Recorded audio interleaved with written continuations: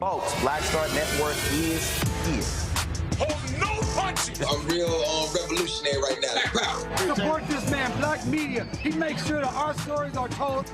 Thank you for being the voice of Black America, Roland. Stay black. I love y'all. All momentum we have now, we have to keep this going. The video looks phenomenal. See, there's a difference between Black Star Network and Black-owned media and something like CNN. You can't be Black-owned media and be scared. It's time to be smart. Bring your eyeballs home. You dig?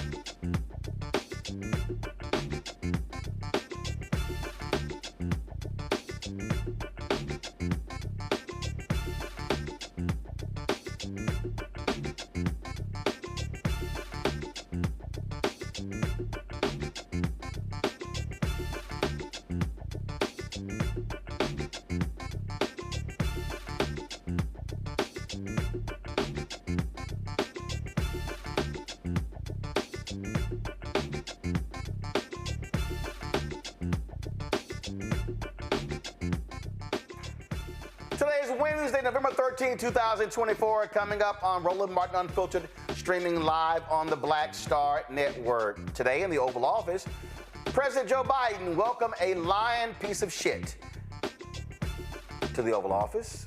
We'll tell you about that particular meeting and how Joe Biden showed that he has more integrity than the person who he met with.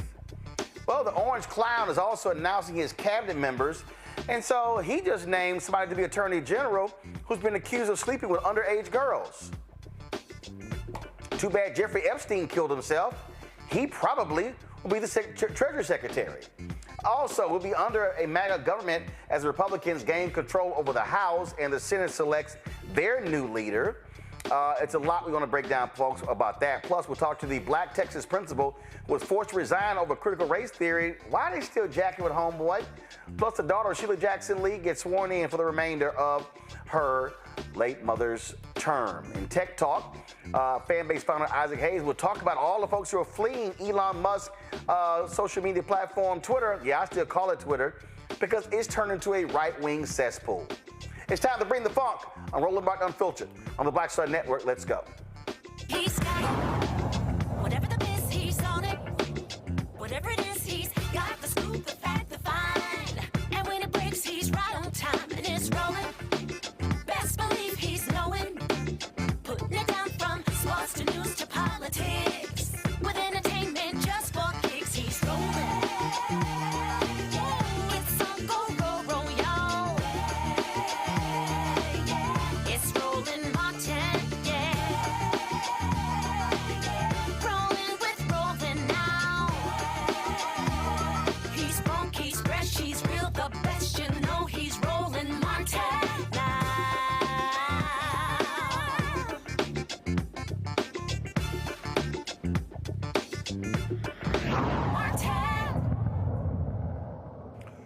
What has made the United States different from so many other democracies is that we've always had what is called a peaceful transfer of power, even when there had been contested elections. In 2000, Vice President Al Gore lost by 537 votes to Texas Governor George W. Bush. What did Al Gore do after the Supreme Court weighed in? He gave a speech. He later certified the results. Then Bush came to the White House. He met with Bill Clinton. Peaceful transfer of power. 2008, same thing. Same thing happened. And guess what? 2016 election. What happens? Hillary Clinton, then Secretary of State, loses to Donald Trump. And this is what took place after the election. Conversation with President-elect Trump. It was wide-ranging. We talked about some of the organizational issues in setting up a White House. We talked about foreign policy. We talked about domestic policy. And as I said last night, my number one priority in the coming 2 months is to try to facilitate a transition that ensures our president-elect is successful. All right, so that was President Obama, and this is what presidents do, even if they lose, even if their chosen candidate loses, even if their party loses. Well, today, guess what? President Joe Biden welcomed this lying, narcissistic insurrectionist to the Oval Office. Watch this. Make sure you're accommodated, what you need, and we're going to get a chance to talk about some of that today. So good. Welcome. Thank you very much, and thank you very much. And politics is tough, and it's in many cases not a very nice world, but it is a nice world today, and I appreciate very much a transition that's so smooth. Oh no! Hold up! Let's go ahead. Play that again. Play that again. Because you notice how I say, "Oh, it's nice today." Oh, because you won? Go ahead and play it again. Make sure you're accommodated, what you need, and we're going to get a chance to talk about some of that today. So good. Welcome. Thank you very much, and thank you very much. And politics is tough, and it's in many cases not a very nice world, but it is a nice world today, and I appreciate very much a transition that's so smooth. It'll be as smooth as it can get, and I very much appreciate that, Jim. You're welcome. Oh, a transition so smooth as it gets, and I appreciate that. So we chose y'all the video from 2016. We chose to show y'all the video today. Oh, here was the video from 2020.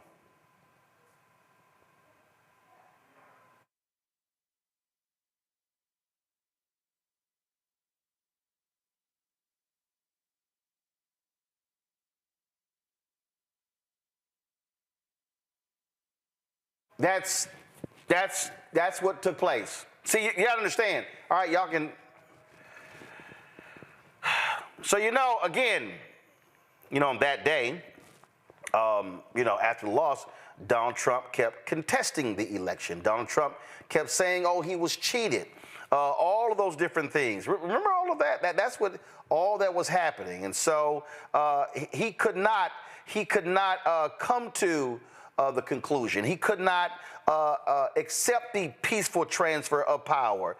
He could not accept that he actually lost. No, what he decided to do was sic his supporters, and it looked like this and sounded like this on January 6th.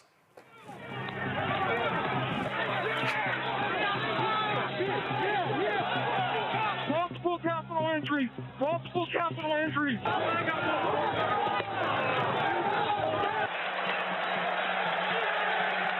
So y'all saw that?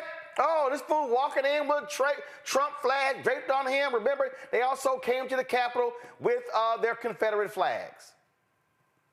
Oh, but see, Trump and MAGA, they're perfectly fine. Oh yeah, let's if the Democrats could just be peaceful, if they could just accept their losses. See, y'all remember on election day, Trump put out that, election fraud in Pennsylvania, the authorities are coming.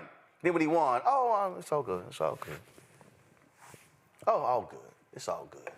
See, that's what they do. See, when they lose, let's actually throw the nation into an uproar. Let's actually have this big old drama. In fact, again, so Trump wins. Here's Speaker of the House, Mike Johnson. Doesn't this sound a little bit different than 4 years ago? Because of all the emphasis we placed on that, and because of all the attention the American people put on it, that I think we were able to limit to a high degree the amount of fraud and irregularity and many of the things that concerned all Americans after 2020. So that's a good sign. It's another hopeful reason. I got to go ahead and just stop that bullshit. Because it wasn't all Americans. No, it was what you crazy-ass MAGA people. So now because y'all won, everything is good. Election was clear. Everything was fine. Everything is straight. This is what cheaters do. Let me be real clear. These people have no honor. They have no decency. They have no integrity. They have no character. They have no principles. They have no ethics. And I'm going to tell you right now, President Joe Biden, better man than me. Because when that piece of crap would not accept a peaceful transfer of power, when he would not invite Biden to the Oval Office, when he skipped the inauguration, I would have repaid his ass with the same. These people are shameful and despicable because if they don't win, they literally would have they did try to overthrow an election. Rebecca Carruthers is Vice President for Election Center out of D.C. Scott Bolden joins us now, of course, lawyer in D.C., former D.C. Democratic Party chair, Dr. Avis Jones-DeWeaver, political analyst out of D.C. as well. I mean, I'm just being, I don't give a damn of what these people think, Avis. These people are corrupt. They are shameful. And for him to sit there, oh, yes, we're going to have a peaceful transfer of power when his lying insurrectionist ass did none of that 4 years ago. Absolutely none of it. I mean, let's just call a thing a thing. He's a criminal. He's a liar. He led a coup against the United States of America. That would make him a traitor. So to sit here today and act all kumbaya shows you that he is who he is. He's a con artist, he's a shuckster, and he's there acting like, okay, I'm the good guy. But at the same time, we see all the ridiculousness that he's already doing in terms of his cabinet appointments, in terms of what he's talking about he wants to do when he gets in office. So he can play a charade for a few minutes today, but we know who he is, and we know what we have to do in order to survive the next 4 years. For me, Rebecca, I'm sorry, I simply cannot, nor will I, forget 4 years ago. Not going to happen. You know, and nor will history forget what happened 4 years ago. But clearly, these American folks have, because it's kind of like, oh, yeah, whatever. Yeah, we're good. Bring them on back in. You know what? I was actually looking up today, how do bears hibernate? I was like, how do we hibernate for the next 4 years and then figure out at the end of 4 years? But the thing is, I understand there's a lot of people in this country that are upset and rightfully upset. There are a lot of people who are going to be hurt. There's also some people who are going to have to figure it out and find out what happens next. You know, I've been thinking more about a lot of the Black liberation people in our history. And I've really been leaning into the most important thing in liberation right now is rest. For those who support democracy in this country, there's going to be a hell of a fight. And it's very important that right now people rest and try not to consume all of the craziness and all of the foolishness that's going to dribble out, because we know that that's what's going to happen. It's going to be a whole ecosystem and echo chamber of nonsense, quite frankly. There are a lot of people who said, oh, America's better than that. Well, we're seeing that America is not better than that. And so for those who support liberation, the best thing that we all can do right now is actually rest. For me, Scott, I cannot be silent. When I saw that clip earlier, first of all, I don't watch cable news. I don't give a damn what the cable channel is, because nearly all of them trash. They bore me to death. They talk about the same thing over and over and over and over and over and over and over and over and over and over and over and over and over again. But for me, when I saw that clip on social, I'm sitting here going, what an asshole. Oh, yes, we're gonna have the smoothest transfer, the smoothest as you can possibly get. Oh, forget the fact that I tried to overthrow the government. Forget the fact that I was impeached as a result of that. Forget the fact that I was such a petulant ass that I skipped the inauguration. I wouldn't do any of the things that required a peaceful transfer of power. Oh, but you now want everyone else to be on bended knee. This man will never be called president by me. I will never see him as the president. He has disgraced the office, and he has no business being there. So I cannot give someone respect for an office that they had no respect for themselves. I saw it, and I just wanted to throw up, be honest with you. I mean, Roland, you know what really bothers you? Maybe me, but you all also, is there's something fundamentally wrong about how we believe in freedom, justice, and equality and democracy in this country. And America, Donald Trump, but America has endorsed this behavior, the majority of Americans. And somehow America has rewarded just atrocious behavior, atrocious character and personality, and really criminal conduct. And he's going to be in the White House for a second term. It's just something illogical about that based on how we think, how we were raised, what we've been taught. It's just fundamentally wrong. I keep trying to wake up, but that nightmare is still there because somewhere down the line, the arc of history is, I've been trained to believe, bends towards justice. And yet there is no justice in him re-entering the White House. And you know what? Here's the other thing. I agree with you. I'm like, Biden, the hell with him. I'm not inviting him to the White House. Let him figure it out. And, retribution or revenge or whatever you call it, I'm going to give him the same behavior that he gave me because that's what he deserves. And yet somehow America, ironically, would not forgive Biden and the Democrats if they acted the same way he did. He gets a pass on bad behavior. He's so bad, we almost forget all the bad acts. And with the endorsement of the people of America, it says more about America than it does about him because the voters should have rejected him. But it didn't matter to them. I don't care how you blame it, whatever the autopsy report says. There's something fundamentally wrong about this, almost anti-American, and yet all of us are struggling to figure out either what happened, how we fix it, or how do we survive or let alone succeed with this leadership, this MAGA leadership, our greatest nightmare, So we got to keep looking at it, man. I simply don't believe, Avis, that the way you respond to evil is to hug it, embrace it, and sit with it. I just don't believe that. Absolutely not. I completely agree with you. You get the energy from me that you give to me. And here is the challenge with this kumbaya moment that the Democrats seem to be stuck on stupid around. It's because this is not a balanced scenario. When the Republicans act a fool, then Democrats have to act all cordial, go out of their way, bend their backs backwards to try to be able to roll out the red carpet for them, not just in ceremonial situations like this, but look at how they're going to act, okay, in terms of legislation. We remember, for example, and how they have acted. We remember how when Barack Obama was in office, we remember that was a moment in when this country was facing a critical financial crisis. We were on the verge of having a catastrophe economically in this nation. And when people all over this nation were losing their jobs, they were losing their life savings, they were losing their houses, you had Mitch McConnell stand there and say his number one job was to make Barack Obama a one-term president. That is the difference between these two parties. He didn't give a damn about the American people. What he gave a damn about was power.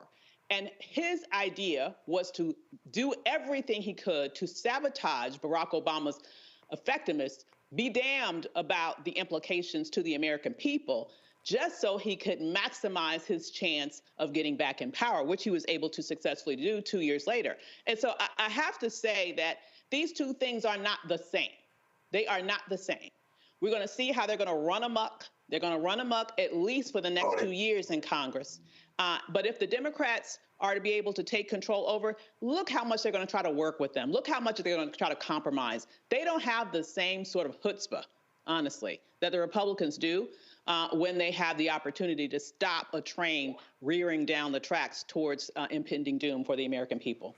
Yeah, and this is what you see. This is what you get. I'm going to go to a break. We come back. I'm gonna talk about who this fool picked to be the Attorney General. Why is that important? Because it also shows you, again, the stupid game that Democrats play. They play the game of, let's pick somebody who's going to be down the road, who Republicans are going to support, even keel. Then what happens? crazy man comes in and it's like, yo, I'm gonna pick somebody who wants to party with 17-year-olds and who was walking around on the house floor showing videos of little girls he's having sex with. That's Trump's pick for Attorney General, the chief law enforcement officer of the United States. Yeah. Folks, support the work that we do. Join our Bring the Funk fan club. Let me tell you right now, it's going to be a whole lot of this over the next 4 years. Y'all are going to need a place to come to make sense of this nonsense. Because I'm telling you right now, CNN full of shit. They not going to do it, okay? That network barely going to be on the air over the next 4 years. And so MSNBC's in a tailspin. We already know how crazy deranged Fox News is. There's no other place, there's no other black-owned media platform in America that does what we do. Not one. The work that we do here at the Black Star Network, TV One don't do, Radio One don't do, BET doesn't do, Essence doesn't do, not Blavity, not Black Enterprise, not Ebony, not any of these folks.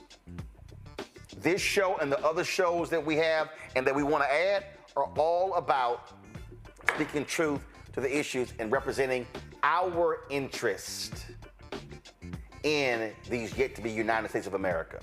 So support our work. First and foremost, if you got Cash App, this is how you can use Cash App. Cash App took away our accounts. They claim because of the business that we have. This is how you can contribute. Point your phone to that QR code right there, and then that will allow you to be able to send us a donation via Cash App. Also, you can send your check and money order, P.O. Box 57196, Washington, D.C., 20037-0196. PayPal is R. Martin Unfiltered. Venmo is RM Unfiltered. Zelle, Roland at RolandSMartin.com. Roland at RolandMartinUnfiltered.com. We'll be right back. Pull up a chair. Take your seat. The Black Tape with me, Dr. Greg Carr, here on the Black Star Network. Every week, we'll take a deeper dive into the world we're living in. Join the conversation only on the Black Star Network. Hi, I'm Isaac Hayes III, founder and CEO of Fanbase. Fanbase is a free-to-download, free-to-use, next-generation social media platform that allows anyone to have followers and subscribers on the same page. Fanbase was built through investment dollars from equity crowdfunding from the Jobs Act. People just like you helped build Fanbase, and we're looking for more people to help build Fanbase. We are currently raising $17 million in a Regulation A crowdfund on StartEngine. We've already crossed $2.1 million, but we're looking to raise more capital from people just like you that deserve the opportunity to invest in early-stage startups without having to be accredited investors. So right now, I'd like you to go to startengine.com/fanbase and invest. The minimum to invest is $399. That gets you 60 shares of stock in Fanbase right now, today. And then use Fanbase to connect with friends, grow your audience, and be you without limits.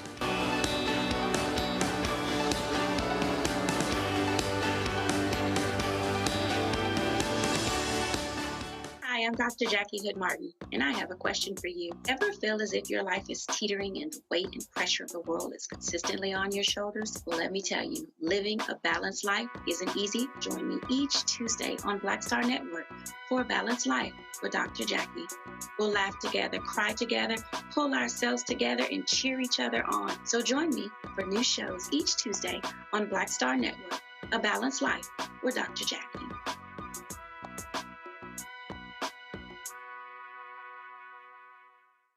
Hey, what's up, y'all? I'm Devon Franklin. It is always a pleasure to be in the house. You are watching Roland Martin Unfiltered. Stay right here.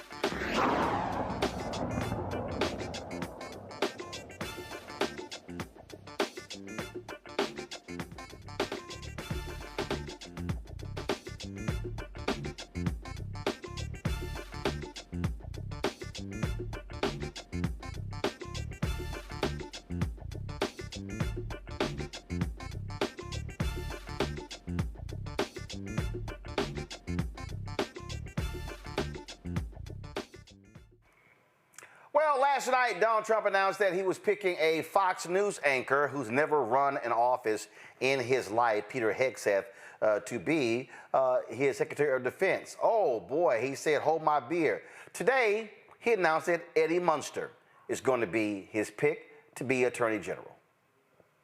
Come on, guys, go to my iPad. Thank you. That's right. Florida Congressman Matt Gaetz, Eddie Munster, that's the guy Trump wants to be head of the Department of Justice. Okay? Really? Matt Gaetz. Is this the same Matt Gaetz who a member of Congress said this about him? You got to think about this guy. This is a guy that the media didn't give a time of day to after he was accused of sleeping with an underage girl. And there's a reason why no one in the conference came and defended him, because we had all seen the videos he was showing on the House floor that all of us had walked away of the girls that he had slept with. He'd brag about how he would crush ED medicine and chase it with an energy drink so he could go all night. This is obviously before you got. Now, y'all, that's a Republican. That's not a Democrat talking about Matt Gaetz. That's a Republican. How about former Speaker of the House, Kevin McCarthy? Listen to this. And I'll give you the truth why I'm not Speaker. It's because one person, a member of Congress, wanted me to stop an ethics complaint because he slept with a 17-year-old. An ethics complaint that started before I ever became Speaker, and that's illegal, and I'm not going to get in the middle. Did he do it or not? I don't know. But ethics is looking at it. There's other people in jail because of it. And he wanted me to influence it. And I'll give you the truth. Yep. That's the same person. Same guy. Oh, do you need another Republican? Go. Look, the House is a rough and rowdy place, but Mike Johnson is going to be just fine. I served 20 years in the military. It's my absolute honor to be in Congress, but I served with some real scumbags. Look, Matt Gaetz, he paid minors to have sex with him at drug parties. Bob Good endorsed my opponent, a known neo-Nazi. These people used to walk around with... Yep, that's exactly who they want. That's who y'all voted for? I know I ain't vote for that fool.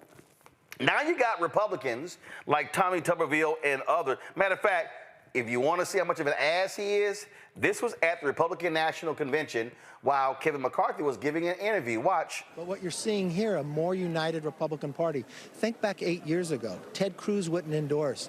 Senator Lee was saying no to President Trump. Now you've got Nikki Haley, Ron DeSantis. You're watching a united party like we haven't been in the past. One who's not coming back, and then the other part that you have, and the other part you have is one person who raised the issue. He's got an ethics complaint about sleeping with a 17-year-old. So that's the way they would go. So that's the biggest. See, those are the kind of people Donald Trump wants. Now, Democrats, of course. When President Joe Biden had an opportunity to pick his Attorney General, he chose to go with the very sober and somber Merrick Garland. The same Merrick Garland who moved like a damn turtle when it came to prosecuting Donald Trump, and one of the reasons why those cases have delayed, because he waited too damn long. Scott Bolden, I'm gonna go ahead and say this, and I really, Scott, I really tried my best to give him the benefit of the doubt. Let me be real clear. I wanted Biden to pick Doug Jones. I thought that Doug Jones could have been a much better Attorney General. But Scott, I'm gonna go ahead and say, Scott, I'm just gonna go ahead and say, Merrick Garland was awful. He's been an awful Attorney General. You had everything there in front of you, and he was scared and timid to prosecute Donald Trump. Mm-hmm. Well, he's a judge, one, and No. He's a retired judge. As Attorney General, he's not a judge. If you let me finish, I was going to say that, but are you done? Because I was going to say... I'll be done when I'm done. Judge by training? Okay, well, Go right ahead. You tell me when you're done. I said I'll be done when I'm done. Go ahead. And you're wearing the damn ascot wrong too, but go ahead. I'm wearing it the way I want to wear it. You're wearing it wrong. About it. I'm wearing it like I want to wear it. Yeah, and it's wrong. Go. He's a judge by training, one. He's a judge by training. It's a scarf, by the way. It's not an ascot. That's why I can wear it that way. But he's a judge by training, and judges don't need to be the chief legal officer all the time because their jurisprudence tells them to take time and what have you. As a prosecutor, sometimes you can't take all the time in the world. He's very cautious, and I agree with you. The delay was the delay, and that contributed to why the prosecutions took so long. But let me tell you, the Gates appointment is full of conflicts, first of all. And they may rue the day that he nominated Gates because while he's under investigation for sleeping with 17-year-olds, right? You haven't heard a whole lot about it, but it's still there. That conflict may play out in the Senate. Either they vetted Matt Gaetz, which they didn't. They only came up with this a few days ago. It's going to play out in the Senate, and all the details are going to come out. No, it's not. So? No, it's not. Oh, the Democrats. No. The Democrats are going to do that. Remember a few moments ago, Rebecca, I played that video of a Republican from Oklahoma talking about Gates running around on the floor showing videos. Here's the same Republican today. Rebecca, listen. Are you going to vote for Matt Gaetz? You know, Matt Gaetz and I, there's no question that we've had our differences. They've been very public about it. I completely trust President Trump's decision-making on this one. But at the same time, he's got to come to Congress and sell himself. There's a lot of, or to the Senate and sell himself. There's a lot of questions that are going to be out there. He's got to answer those questions. And hopefully he's able to answer the questions right. And if he can, then we'll go through the confirmation process. Senator Markwayne Mullin from the great state of Oklahoma. But Roland, that's not a ringing endorsement. No. Rebecca, here's why that's stupid. I trust Trump's decision making. You the same one who said this man ran around on the floor showing us videos of 17-year-olds he was having sex with and how he would take erectile dysfunction pills, crush it up, and mix it and chase it with an energy drink so he can have sex all night. And your punk ass, your weak ass goes on television. Well, you have the differences between Matt Gaetz and I, but I trust the decision making, of Donald Trump. These Republican senators, y'all, I'm trying hard. So I know some of y'all out there, y'all keep asking me not to cuss. Okay, some of y'all, I had a brother who said, man, I watched the show with my daughters. So y'all, go ahead, just turn the volume down just for 5 seconds. Okay, that's all I'm asking you. Okay, 5, 4, 3, 2, 1. Rebecca, this is bitch assness. These Republicans, they are bitch assness. There's no other, I can't use any other, to sit. Your job is to advise and consent. And I trust the judgment of Donald Trump. Tommy Tuberville, he announced, we're going to run people out of the Senate if they oppose any of Donald Trump's picks. Rebecca, gone. You know what? The only people that I trust to fight right now, if I was going to war and I had to pick who my fighters are, it would be black women and some black men, quite frankly, full stop. Democratic Party isn't run by a black woman. Republican Party isn't run by a black woman. When we see what's going on, when we see what our country is about to face, especially with fascists, those who are anti-democratic, who are now taking over government, when we think about all the corruption that happened in the first Trump presidency, all of the people who went to prison, imagine that, but 10, 20, 50-fold in the second Trump administration. I think there's going to be lots of chaos, quite frankly. And there's a lot of people who they asked for it because they didn't think that water, some people say water isn't wet, but guess what? I know that fat meat is greasy. And what we're seeing is a lot of grease, a lot of fat. One thing that I also understand is that the judiciary, the federal judiciary, is at risk because of the shenanigans and the corruption that's going to come out of this next administration. I'm very concerned what's going to happen with our federal courts. I also understand how Peter Thiel and the rest of them roll, and I am quite confident that Trump will also get 25th Amendment.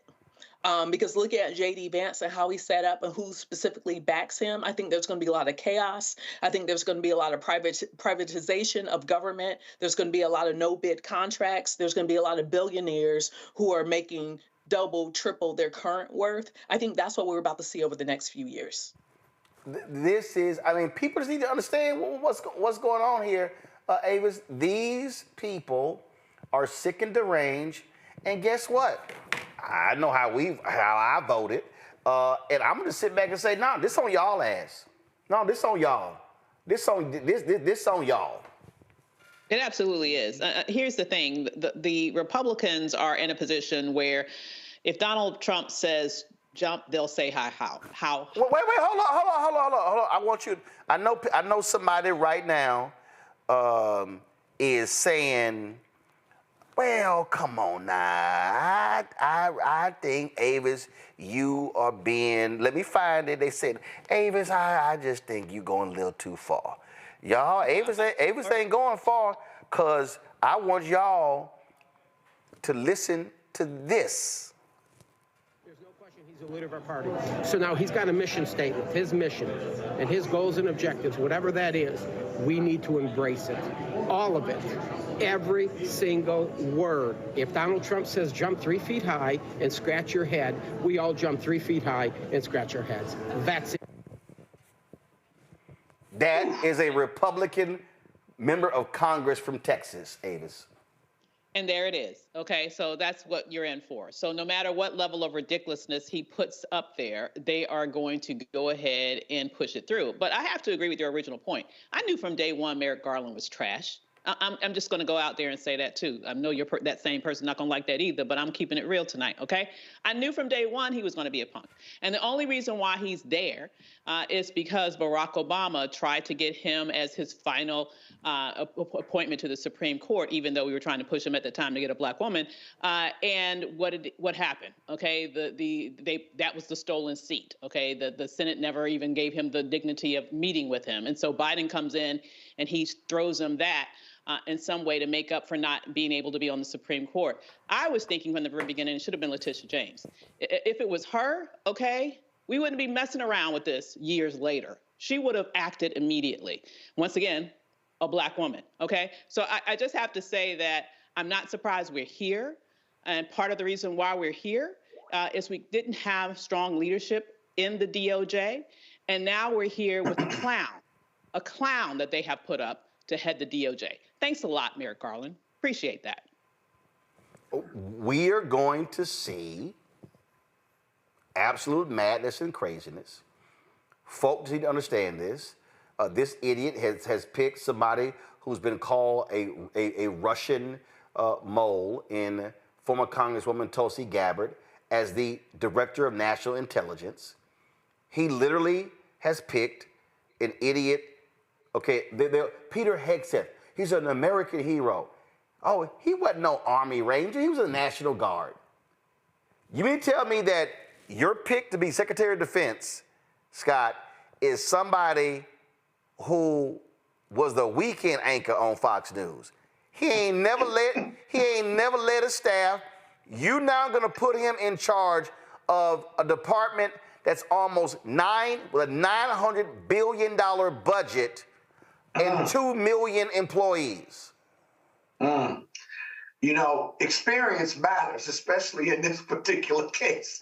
I mean, you know, when you don't have experience, you don't know what you don't know. And by the way, this same appointee, he doesn't think women should be in the military. He doesn't believe transgendered individuals ought to serve in the military. He wants them to be out of the military because he says they don't add any value to the military. So now keep that in mind, given that he's got to not only lead, but he's against DEI in the military, which is one of the first organizations, I think, in the 40s that allowed integration.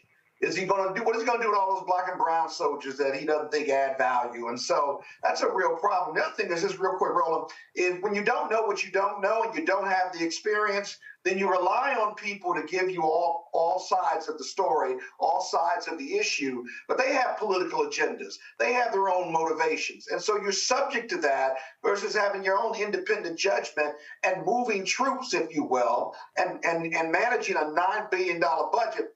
That budget on the contracts that are going to be no bid contracts, that's the part that my colleague was talking about. They're going to walk out the door. That money walking out the door. And so that's what the lack of experience gets you. Well, one other point about Gates is this. Gates is the retribution nominee.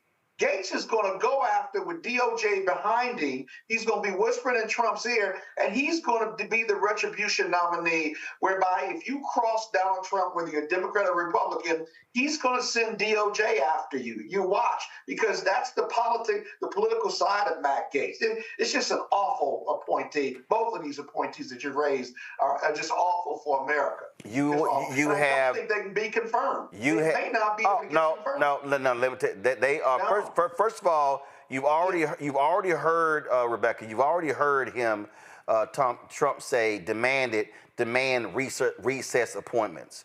But you have look. These Republicans are going to kiss their butt. This is the dumbest United States Senator, Tommy Tuberville, out of Alabama, on Fox. Listen to this. Matt Gaetz get the votes in the Senate?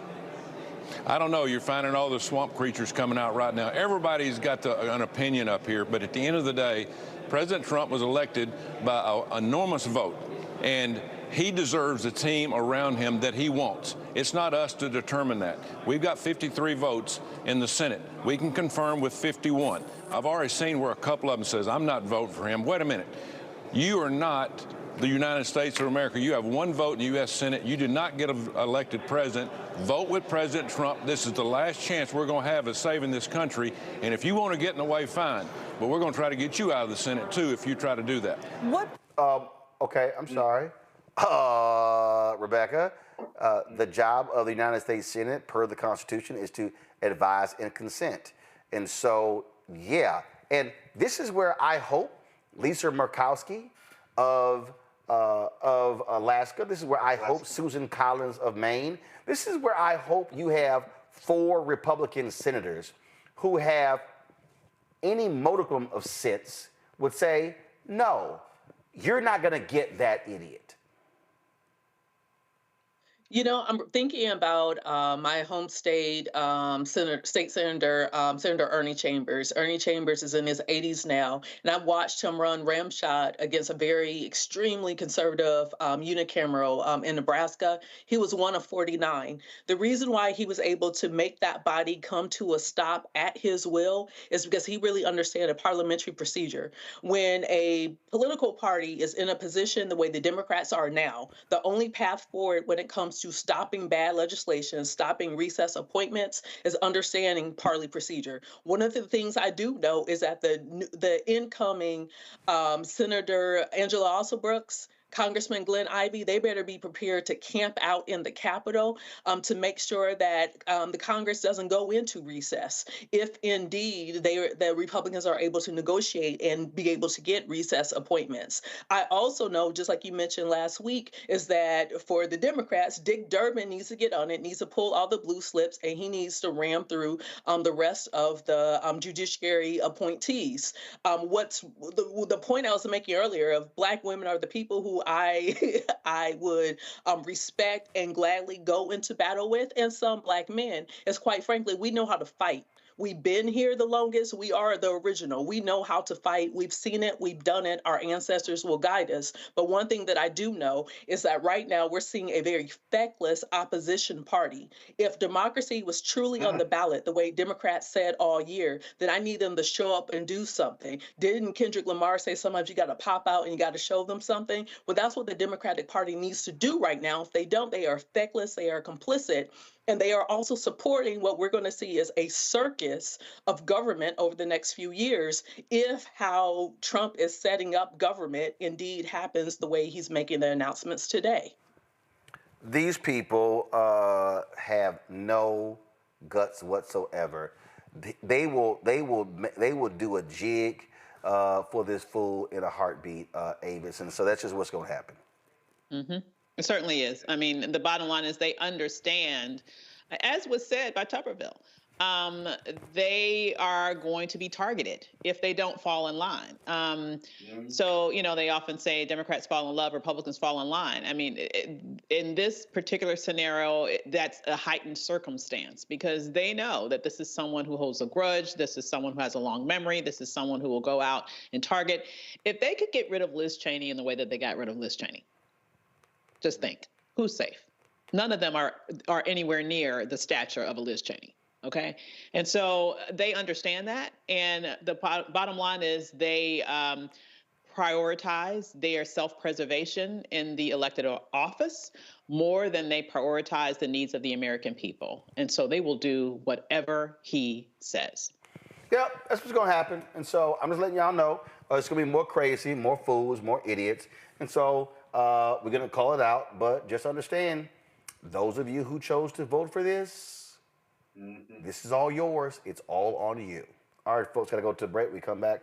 More on Roland Martin Unfiltered on the Black Star Network. Again, don't forget, support the work that we do. Join our Bring It Funk fan club. See, you can now give via Cash App, via Stripe. And so utilize this QR code right here to contribute via Cash App. Our goal is to get 20,000 of our fans contributing on average $50 each a year to raise $1 million. That's $4.19 a month, 13 cents a day. That's critically important because the work that we do, we don't get money from billionaires and other folks along those lines. And so what we do is depend upon your support for the work that we do.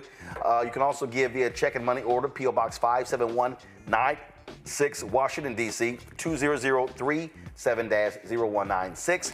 PayPal, R. Martin Unfiltered. Venmo is RM Unfiltered. Zelle, Roland at RolandSMartin.com. Roland at RolandMartinUnfiltered.com. Download the Black Star Network app, Apple phone, Android phone, Apple TV, Android TV, Roku, Amazon Fire TV, Xbox One, Samsung Smart TV. We'll be right back. Hatred on the streets, a horrific scene, a white nationalist rally that descended into deadly violence. White people are losing their damn minds. As an angry pro-Trump mob storms the U.S. Capitol, we've seen shooting. We're about to see the rise of what I call white minority resistance. We have seen white folks in this country who simply cannot tolerate black folks voting. I think what we're seeing is the inevitable result of violent denial. This is part of American history. Every time that people of color have made progress, whether real or symbolic, there has been what Carol Anderson at Emory University calls white rage as a backlash. This is the rise of the Proud Boys and the Boogaloo Boys. America, there's going to be more of this. Here's all the Proud Boys, guys. This country is getting increasingly racist in its behaviors and its attitudes because of the fear of white people. The fear that they're taking our jobs, they're taking our resources, they're taking our women. This is white fear.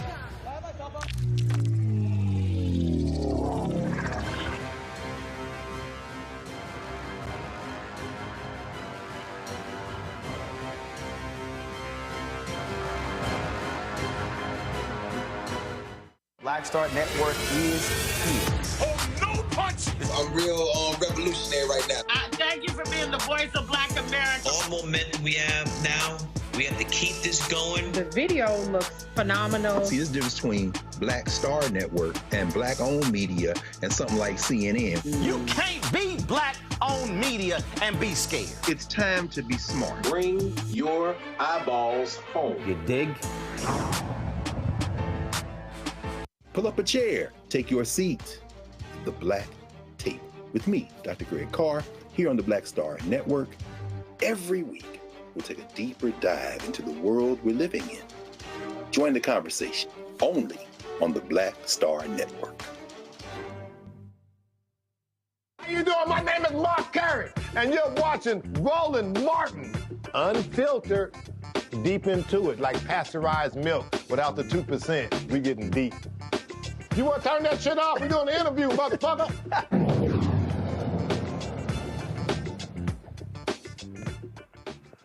3 years ago, a black Texas high school principal was forced to resign after being accused of promoting critical race theory. It was all a lie.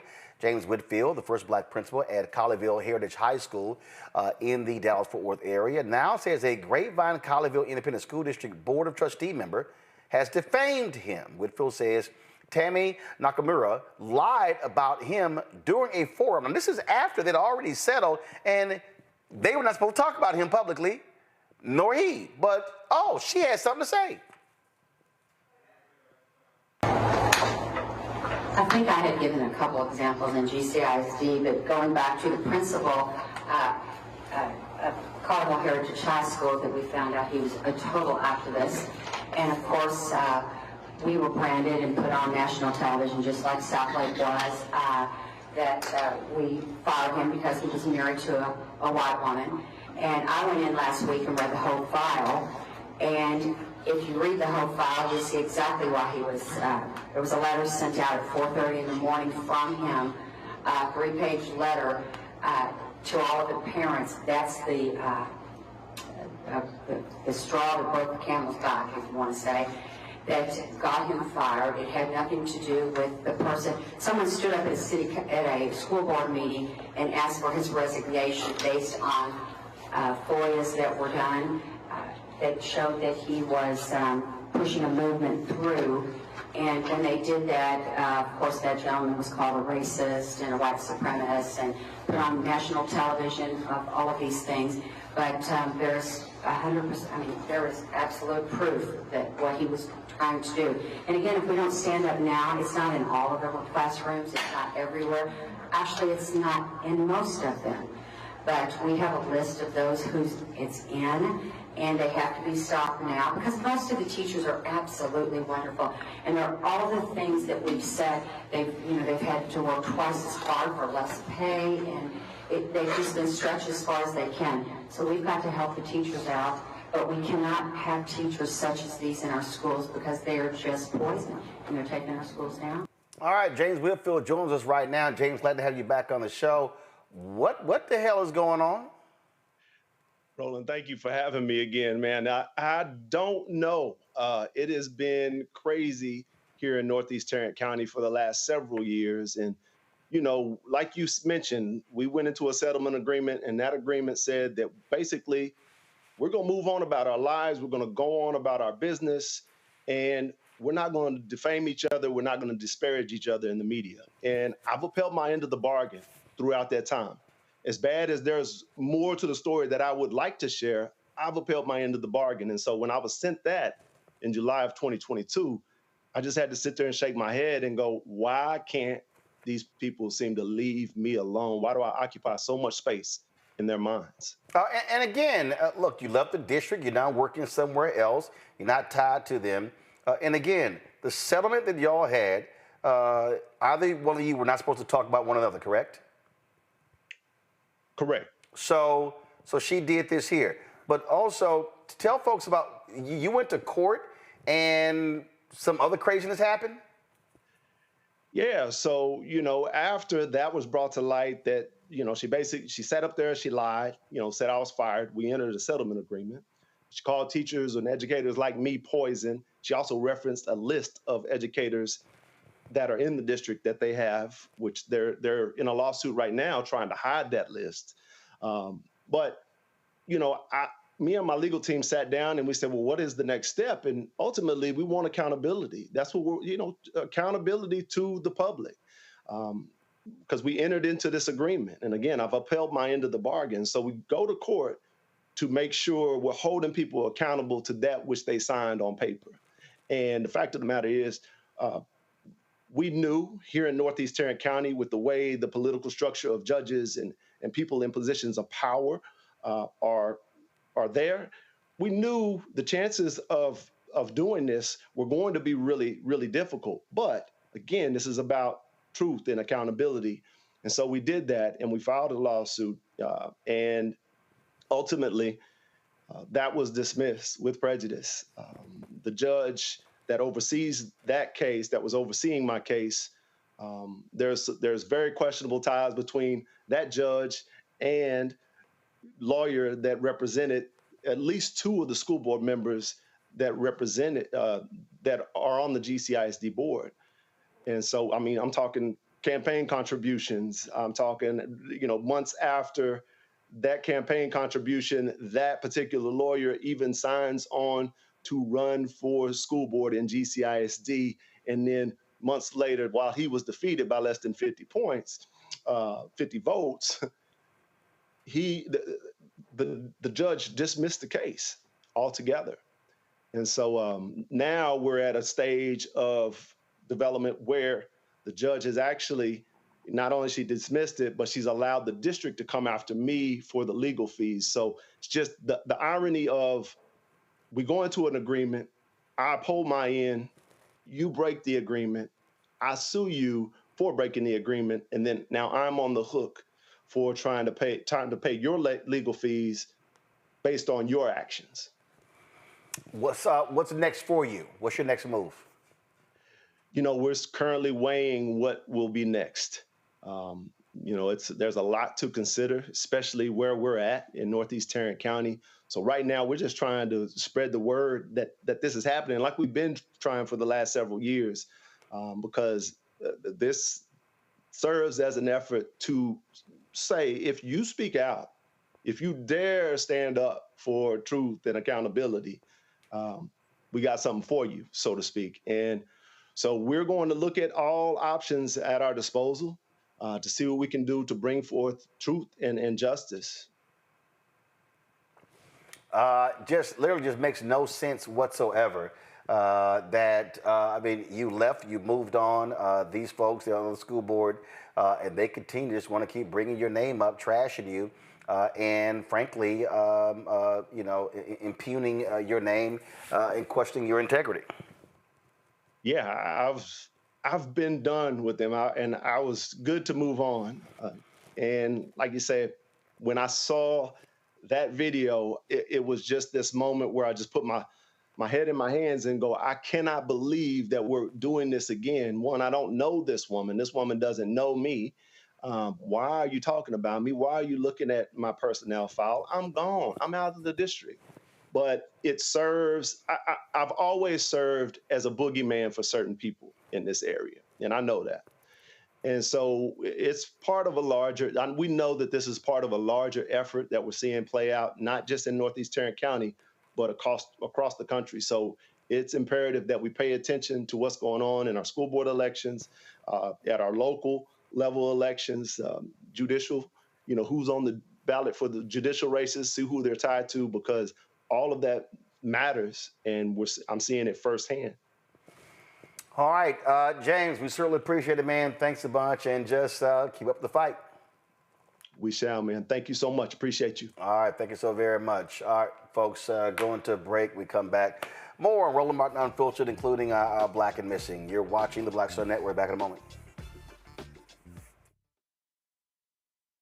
When you talk about blackness and what happens in black culture, covering these things that matter to us, speaking to our issues and concerns. This is a genuine people-powered movement. There's a lot of stuff that we're not getting. You get it, and you spread the word. We wish to plead our own cause. Too long have others spoken for us. We cannot tell our own story if we can't pay for it. This is about covering us. Invest in Black-owned media. Your dollars matter. We don't have to keep asking them to cover our stuff. So please support us in what we do, folks. We want to hit 2,000 people, $50 this month, raise $100,000. We're behind 100,000, so we want to hit that. Your money makes this possible. Checks and money orders go to P.O. Box 57196, Washington, D.C. 20037-0196. PayPal is R Martin Unfiltered. Venmo is RM Unfiltered. Zelle is Roland at RolandSMartin.com.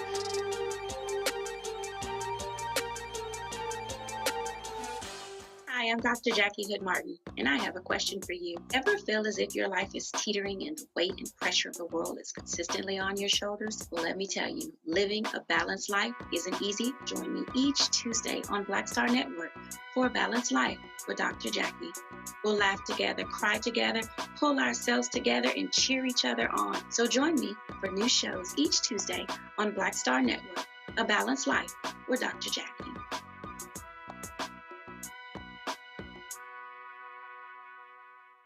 Pull up a chair, take your seat. The Black Tape with me, Dr. Greg Carr, here on the Black Star Network.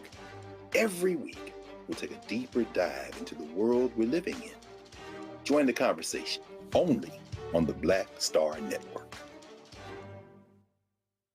Hi, I am Tommy Davidson. I play Oscar on Proud Family, Louder and Prouder. I don't play Sammy, but I could. Or I don't play Obama, but I could. I don't do Stallone, but I could do all that. And I am here with Roland Martin on Unfiltered.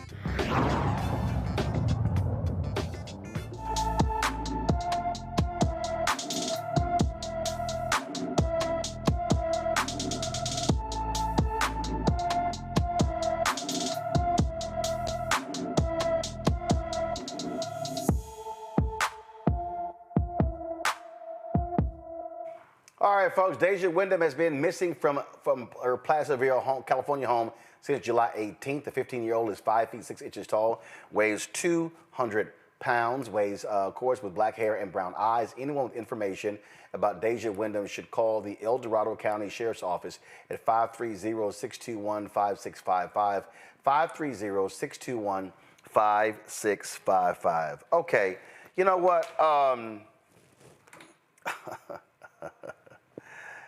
You know, when you lose an election, all kind of crazy stuff sort of happens.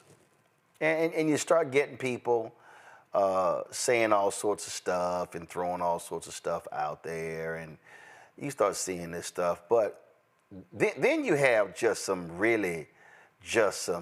dumb ideas. I'm talking about dumb, idiotic ideas. And here's one that is, I just can't wait till the panel weigh in. David Axelrod, Democratic strategist, is literally, y'all, literally, go to my iPad.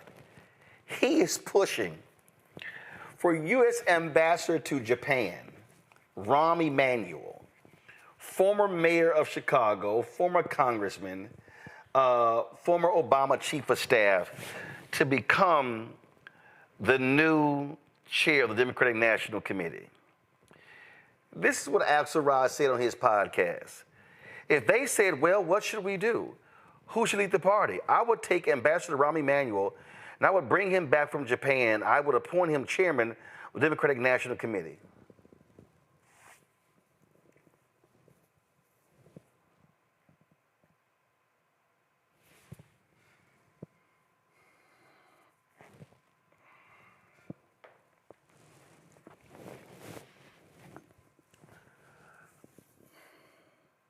So David Axelrod, you actually believe Rahm Emanuel wears one of these? You actually believe that, oh, here comes Rahm Emanuel in his white hat to save the party. The same Rahm Emanuel, when he was chief of staff, told progressives to shut the hell up and stop bringing up all those damn judges. The same Rahm Emanuel who didn't care about federal judges. All he cared about was the next election and the next bill. Well, guess what? That's one of the reasons why Mitch McConnell froze Obama out of 100 federal judges. Because, see, for Rahm Emanuel, that wasn't important. That Rahm Emanuel? David Axelrod, go sit your ass down. Ain't no way in hell should Democrats even call, text, email, send a pigeon to Rahm Emanuel. Not to lead the party in 2024. When are these Obama people going to learn? This ain't 2008. David Plouffe, Obama made Vice President Kamala Harris hire David Plouffe to get his endorsement. And what did he do? He came in with an backwards strategy that failed. Stephanie Cutter, awful on the campaign. And you actually think Rahm Emanuel is the answer? Not somebody from Wisconsin like Ben Winkler, where, of course, they flipped the state Supreme Court, where they, of course, won last time by 20,000 votes, where they actually have been making some progress. How about somebody from North Carolina, which, if you do the work, that could potentially turn into the actual purple state? How about Rahm Emanuel? Rahm Emanuel. Rahm Emanuel. Ava's gone ahead. And the person that got caught lying about the activities of his police department when he was mayor of Chicago. Listen. Held the Laquan McDonald tape for 13 damn months. Yeah. Go ahead. Go ahead. Forward. Ava's gone ahead. Yeah, I mean, this is the Chicago cabal. It is an attempt to, I mean, it's almost like, I hate to say it, it's like their own version of a little mob cabal, crime family. No, just the answer is no. Okay, just sit your ass down someplace. No, the answer is no. It's ridiculous. Sit down, shut up. I am so tired of so many of these folks in the Democratic Party who, first of all, these people who continue to get paid no matter how many failed strategies they launch. And then you have people like Axelrod who want to pontificate about getting his good friend another job that he don't need and isn't qualified for, and it just would be disastrous. So the answer, just for so many reasons, is no. Keep it moving. Rebecca? Roland, are you wearing the white hat because Olivia Pope? Is that? I'm trying to figure out the white hat reference here. I was thinking. Well, I'm wearing a white hat because yesterday I had the blue one. The day before I had the gray one, and so I wanted to wear my white Stetson today. Also because somebody has to come to the rescue and bring some damn common sense to what the hell is going on. Because I'm seeing a lot of people, and I keep getting these texts and phone calls, and I get it. People, and you said it earlier, people need to rest, but people are sitting here, they in grief. Let me tell you something, okay? I ain't dealing with grief. The elections was November 5th. I was ready to roll November 6th. Why? Because there's some critical damn elections coming up in the second quarter of 2025. We ain't got time to be sitting here, okay? And I get it. The election was over. But you know what happened? Them damn Republicans, when that punk-ass Donald Trump got beat, guess what they started planning for the next 4 years? Day after his ass lost. And so folk who oppose this evilness that's now happening in our country, this ain't no time to be sitting here licking your wounds. It's time for you to strategize, plan, and get ready to kick some ass. So look, in 13 days, Mississippi actually has some more elections. There's a Supreme Court Mississippi race, and then there's a Court of Appeals race. And there's 3 HBCUs that are in those districts: Tougaloo, Jackson State, and Mississippi Valley State.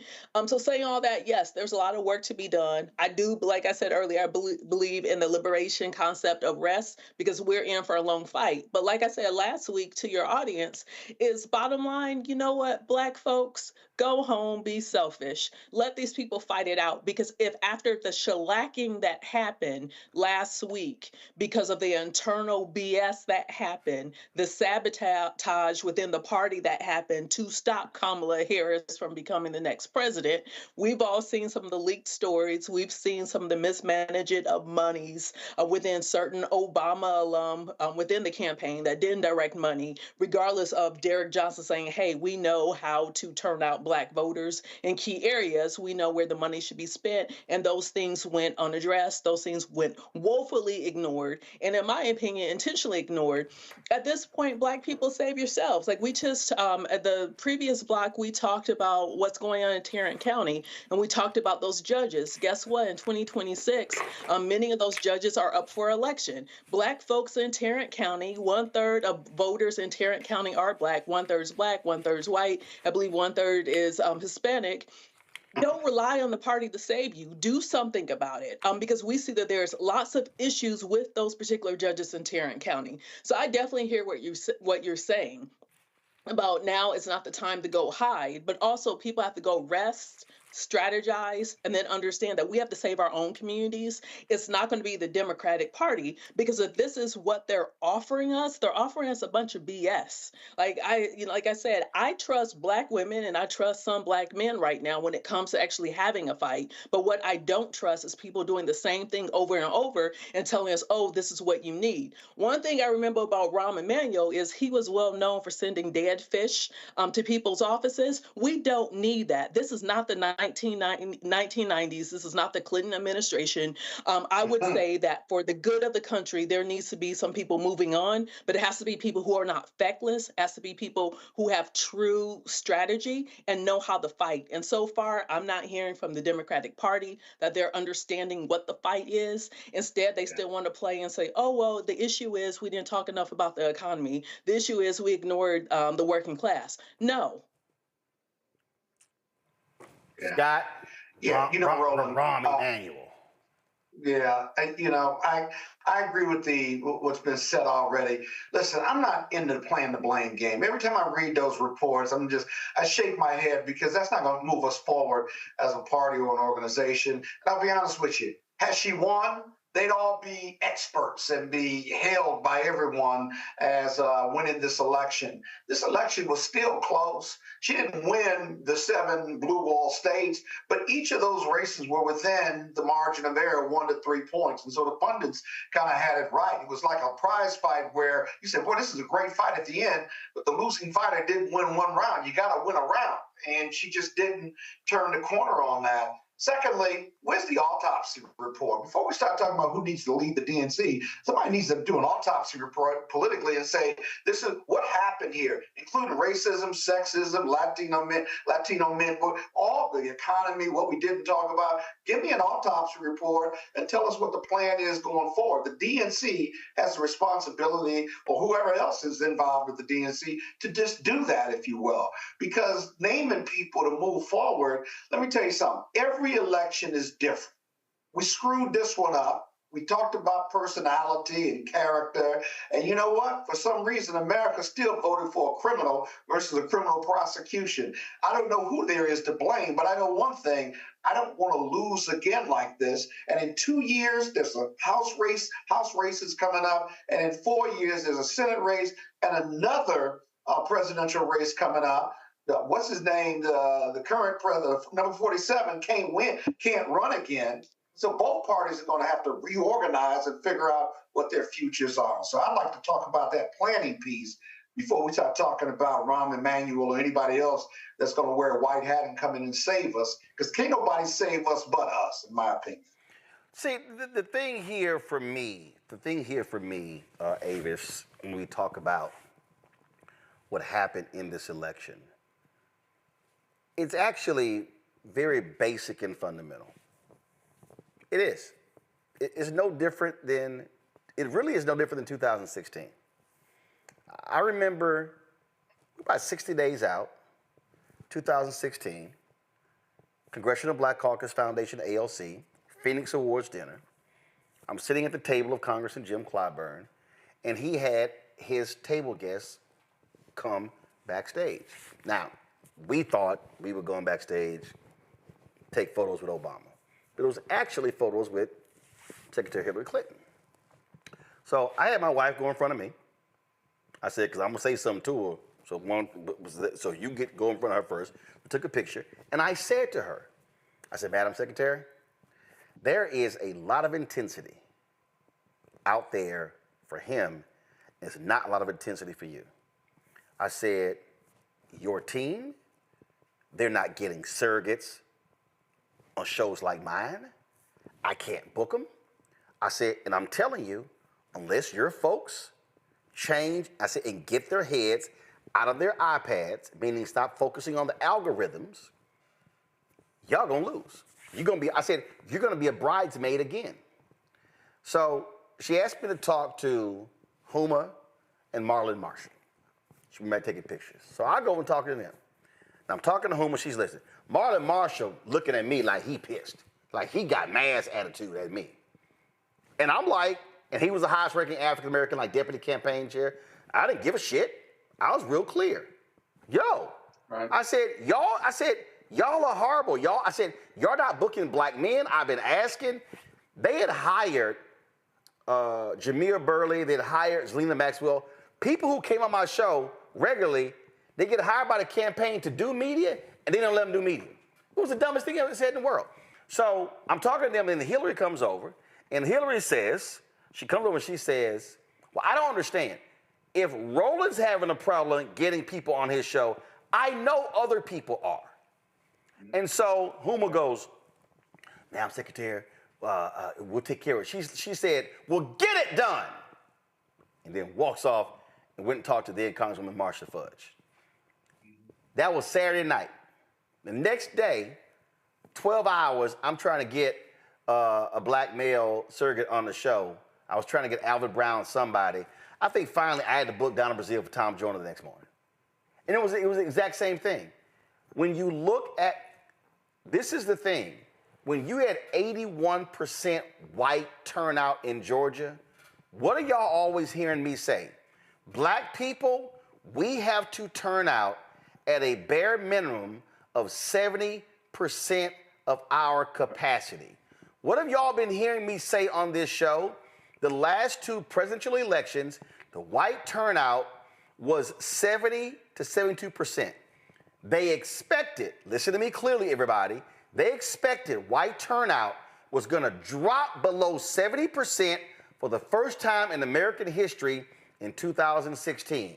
You know what happened? White people who did not vote turned out higher. What happened in 2020 was a mirage. It was COVID. Democrats made a mistake, Avis, by looking at 2020 as the model. Because it was COVID, we had nowhere to go, you had ballot drop boxes, you had rules that were changed to make it easier for folks to vote. After COVID, Republicans said, nah, we cutting that shit out because we can't have more people voting. It's in the numbers. If fewer people vote, Republicans win. If more people vote, Republicans lose. What happened this year was simple. White turnout increased dramatically in Georgia, North Carolina, Pennsylvania, Michigan, Wisconsin, Arizona, Nevada. What happened was Democrat votes dropped. Add in Trump peeling off percentage points in different states and throw in the fact that the Harris campaign was expecting white women, I need everybody to hear me because this is not difficult, y'all. 52% of white women voted for Trump in the last two elections.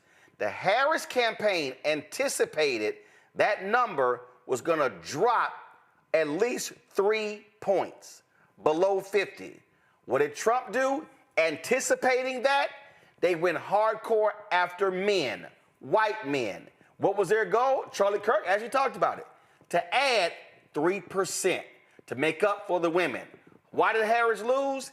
Trump increased the 3% of men and white women didn't drop. That's the election, Avis. So, Scott, you want your damn autopsy. That's where you are. Now you got to have somebody now go, okay, how do we now, Avis, we now know we can't depend upon white women.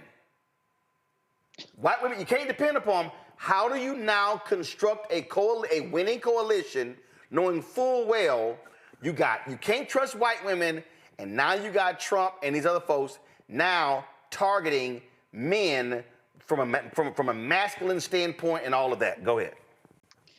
Well, sometimes I just wonder, why is the Democratic Party stuck on stupid? Okay, why? The Democratic Party has not carried the white vote since the passage of the 1964 Civil Rights Act. And this hyper-focus, this hope and a prayer, this wishing on, with your fingers crossed and your toes crossed that maybe this is the year you're going to be able to have increased white people and specifically white women voting for you. How many elections do we have to lose in that same damn way? I mean, are you stuck on stupid? Why? All right. And what's really disturbing to me is a lot of this faulty analysis that's going on right now in terms of the pseudo autopsies that's happening on cable TV. Nobody's talking about what you're talking about, Roland. Nobody's talking about putting together a coalition. They are still stuck on stupid because they're not even looking at the real problem that you just outlined. Instead, they're sitting here saying, oh, well, it was the economy. And then, oh, well, it's wokeness, okay? And when you're talking about those two things, what you're doing is you're letting white people off the hook. You're not really looking at the data in the way that you're talking about. So they aren't even focused right now on trying to put together a coalition. That's not even their focus right now. Their focus right now is trying to, once again, go after this brass ring, this elusive prize of the white vote that they haven't gotten for over 40 years. Good luck with that strategy. The bottom line is, if they don't start to think about how they can invest over the long term in their base, all the way through to the finish line with regards to both persuasion and turnout, they're going to continue to have these winnable elections that they fall short on because they are devaluing the populations that absolutely have the largest likelihood of actually supporting them, and putting too much value in the population that has an increased likelihood of supporting their competitor. It's just completely afoul of common sense. The thing for me when I talked about how do you focus next, Rebecca, it's very simple. There literally is a state Supreme Court race in Wisconsin.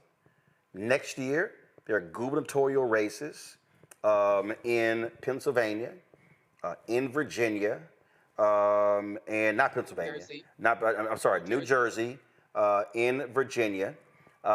You've got those races. Those things are going on. You got trying to keep Don Scott as Speaker of the House in Virginia. You got that happening. You've got local races as well. And so that's really where a focus has to be. And so what do? When you lose, this is real simple.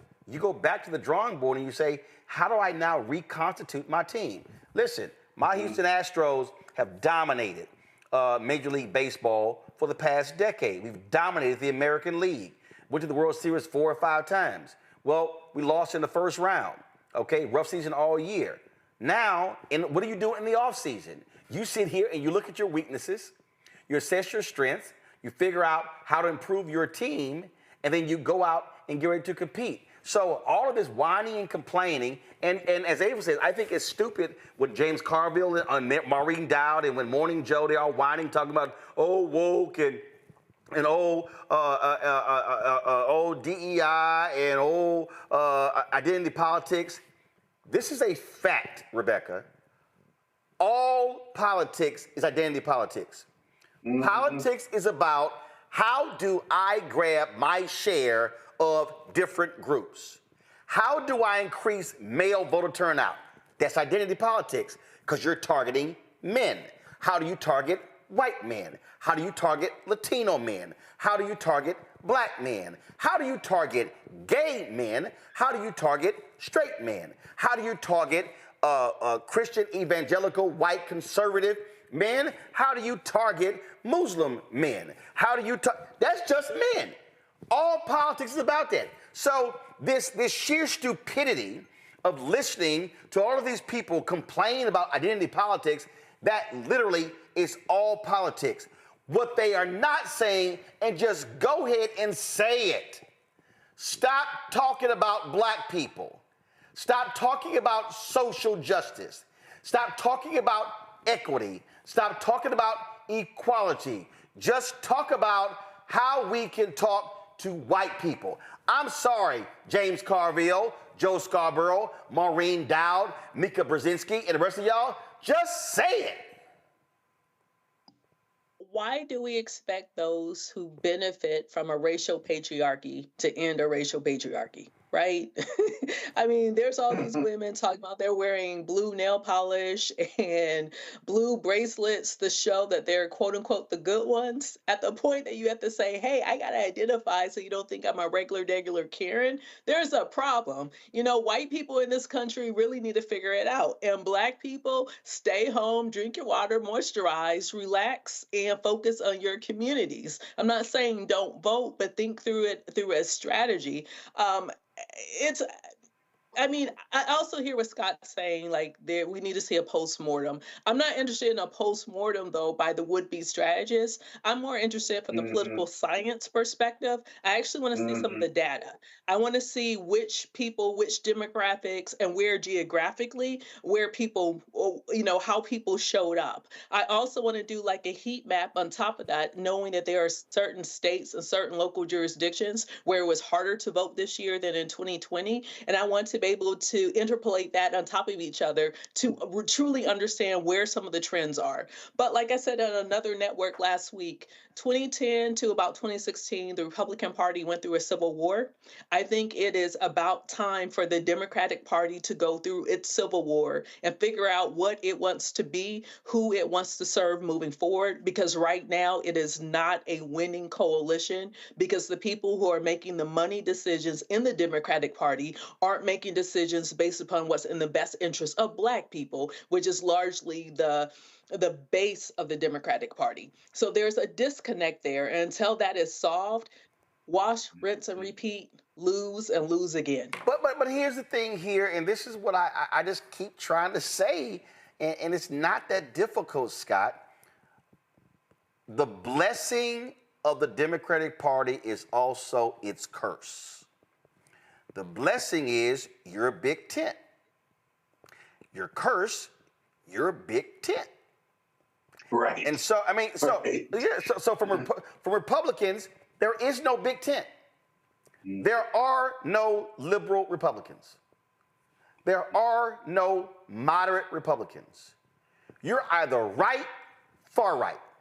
The reality is, in the Democratic Party, you've got your Bob Casey's of the world, senator from Pennsylvania, right. In the exact same party, and you got Bernie Sanders, who's an independent but Democrat. See, it's amazing how you independent, but you got a lot of stuff to say about Democrats, okay? And so you got that, but it's the same party as, who's the crazy-ass woman, Kristen Sinema down in Arizona. You got Joe Manchin in the same party, but you got Cory Booker in the same party. And then you've got your California senators. You got Durbin. You got, so you got all of that. You do not have that on the Republican side. It don't exist. When they come back, you're going to have Booker, Warnock, Osbrook, and Blunt Rochester, 4 African Americans in the United States Senate who are Democrat. Republicans, who they got? They got, I can't even say his name because he get on my damn, I know his name. I know his name. But you got, you got him over there, okay? The Cosby character. I mean, so you got, so what people have to understand, so what you have is, you have all of these competing interests. And so now what you have to do is you have to satisfy all of these competing interests in a party to build a cohesive message. And then you have folk, well, you ain't paying enough attention to us and to us and to us. That's what you have. And whereas Republicans is like, yo, we appeal to white people. The Republican base is white people. And then they say, let's turn out white people, give me a little bit of black, throw some pepper in there, go ahead and give me a little more chili pepper, Latinos, I got that, and you know what? There we go. But they straight are appealing to white people, and when white people make up 70% of the electorate, that's where you have issues, because you got to compete for white people. And if you ignore black people because you're trying to go after white people, you damn sure ain't getting us, and we're your number 1 and number 2 voters. That's the conundrum that they're in, which is why it's dumb for Democrats to be trying to attack woke, trying to attack DEI, trying to attack identity politics, because what they're saying without saying is, I'm talking about black people. And the idea, the real issue is their privilege, their white privilege.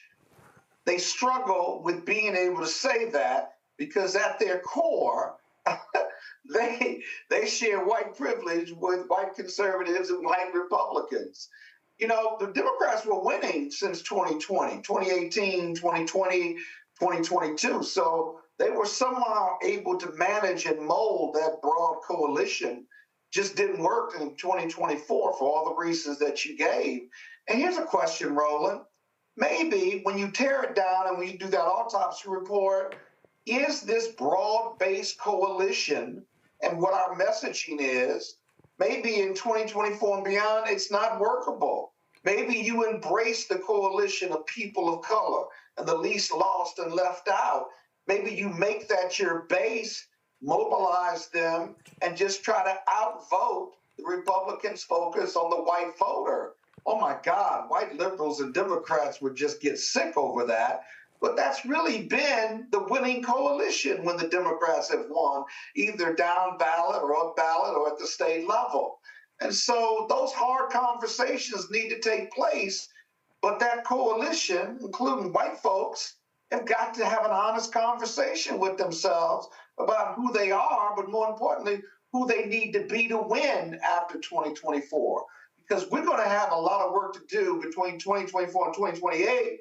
But we got to win in 2028 to undo the damage that this country is going to go through under Trump for 4 years. Because remember, Republicans do this all the time. They get a decent economy, the best economy in the world. They screw it up. The Democrats win. And then the Republicans blame us for not fixing their economy as efficiently and as effectively that we received, as efficiently and effectively as we should. They do it every time. They did it to Obama. They did it to Biden. And now the Republicans have won in 2024. They're going to give us a shitty economy in 2028, and they're going to blame us for not fixing it. Well, I just think that, and I keep saying this, Avis, I'm going to need white Democrats to go talk to white people. I'm going to need white Democrats. See, all these white Democrats keep talking about, yeah, we got to have conversations. No. I need you to take your ass. I need these white Democrats to take their asses to rural Georgia. That's right. And North Carolina and talk to white people. I don't even come talking to black people. And you also, Avis, have got to just own up to, we're dealing with people who ain't smart. The New York Times did this big story, Avis, on these late deciders and people who are 30 and under. Okay. This is just some of the responses. Pierce, 26 years old, from North Carolina, white, works in sales, didn't vote in 2020. I voted for Donald Trump. I decided after Kamala went on to call her daddy. Wow. Lillian, 27 years old, in Virginia, white, works in digital advertising, voted for Trump in 2020. I voted for Trump and made that decision the same day the mainstream media was having a meltdown after the Madison Square Garden rally. I also saw an ad from Democrats about abortion misinformation that really made me upset. I said, you know what? I'm going to vote for Trump. Everybody hates him. They're lying about pregnancies. Let's just do it. Lillian is a liar. But Lillian also was mad that mainstream media was calling it a hate fest because Lillian, when it was a hate fest. Because it was a hate fest because Lillian, yes, you, 27-year-old white Lillian, Virginia, you agreed. That's why you didn't see it as a hate fest. All right, let's go to the next one. Jack, 22 years old, from New York, white, underwriter, voted for Biden in 2020. I wrote in Mike Bloomberg. I don't like either top of the ticket. Well, dumbass Jack, did Mike Bloomberg win? Did Mike Bloomberg have a shot? So that was a waste. How about this here? McClain, 25 years old, out of D.C., white, works in the legal field, wrote in Romney in 2020. I shocked myself and voted for Trump. No one tell my family. I was so impressed by J.D. Vance, the way he carried himself and how normal he appeared. I think I became radicalized on the men and women's sports issue. The ad that said Kamala represents they, them, Trump represents you. That was so compelling. While Trump is deranged, I need everybody. Matter of fact, let me just blow this up. I need everybody to see this. While Trump, y'all, this is a quote. While Trump is deranged, He represented normalcy somehow to me. Oh, God. No Avis, word. there is no campaign strategy. There's no message. There's no commercial that could have picked. While Trump is deranged, Avis, he represented normalcy somehow to me. Well, that's true. I mean, let's just call a thing a thing. He's not lying. He's not lying. That is America. That is him. And here's the part where the Democrats really bet on the wrong thing, right? They really focused on this issue about the threat to democracy.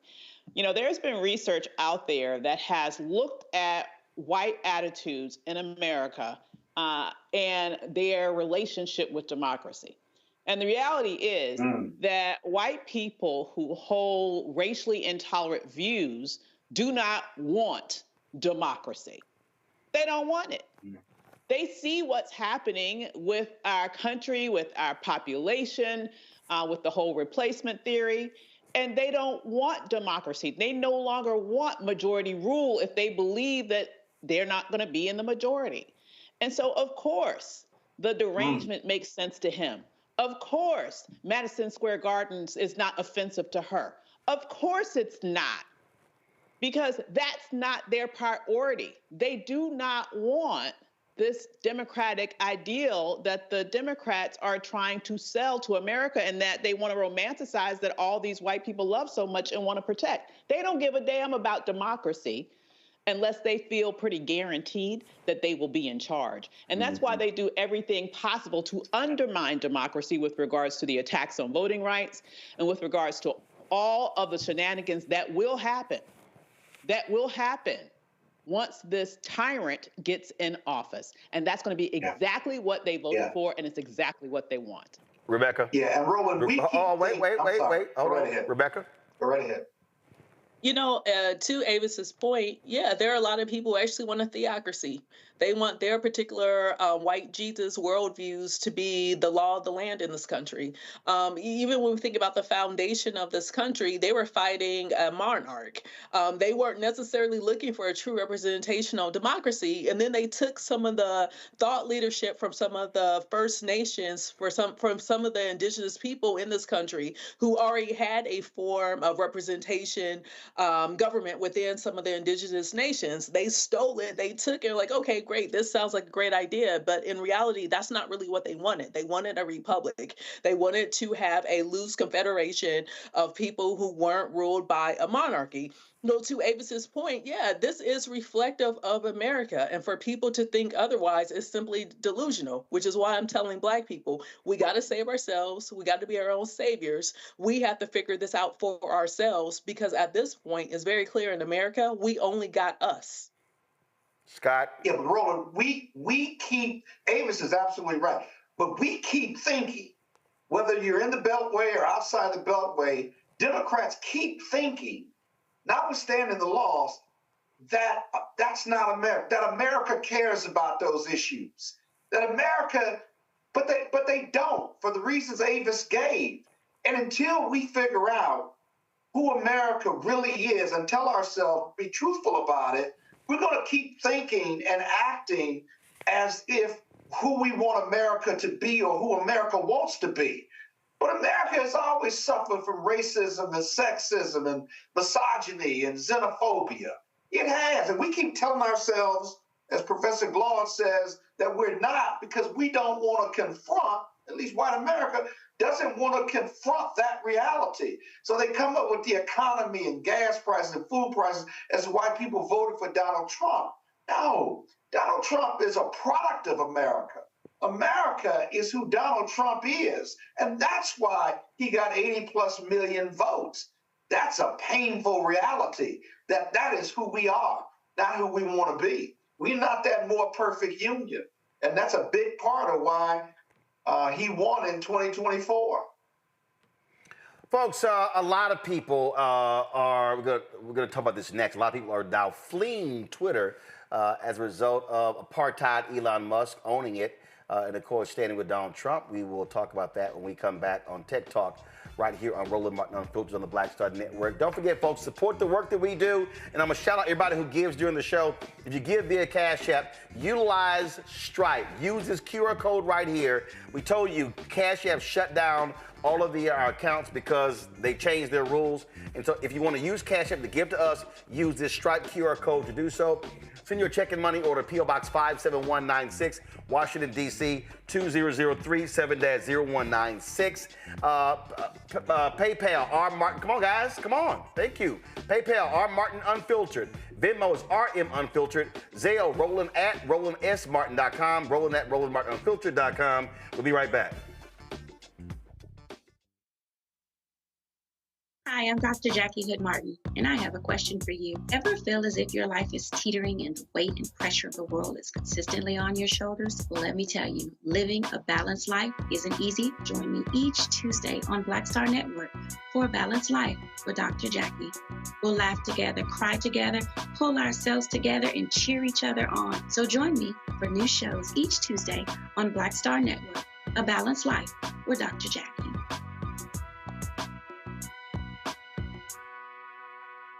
Hatred on the streets, a horrific scene, a white nationalist rally that descended into deadly violence.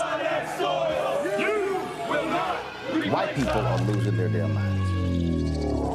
As an angry pro-Trump mob storms the U.S. Capitol, we've seen shooting. We're about to see the rise of what I call white minority resistance.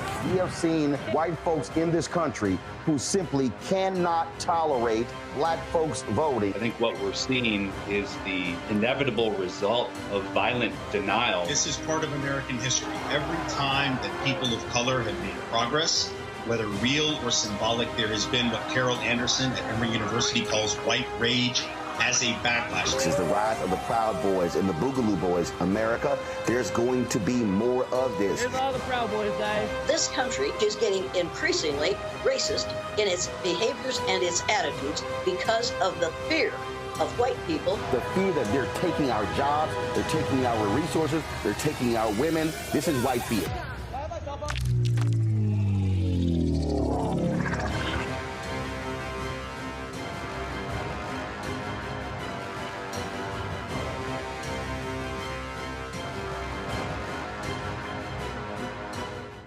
Hi, I'm Isaac Hayes III, founder and CEO of Fanbase.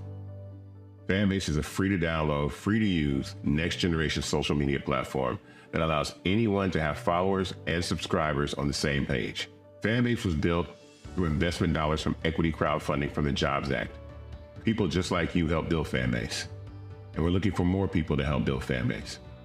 We are currently raising $17 million in a Regulation A crowdfund on StartEngine. We've already crossed $2.1 million, but we're looking to raise more capital from people just like you that deserve the opportunity to invest in early-stage startups without having to be accredited investors. So right now, I'd like you to go to startengine.com/fanbase and invest. The minimum to invest is $399. That gets you 60 shares of stock in Fanbase right now, today. And then use Fanbase to connect with friends, grow your audience, and be you without limits.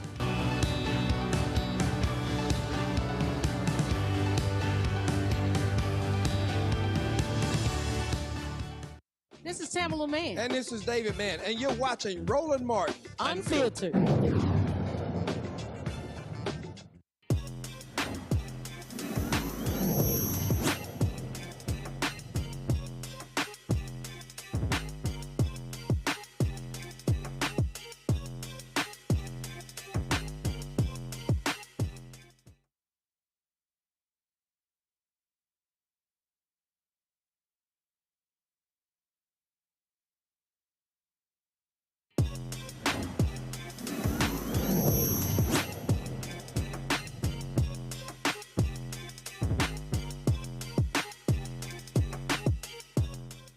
All right, folks, ever since the election, a lot of people have been leaving Twitter. Folks have been making announcements saying they are leaving the app.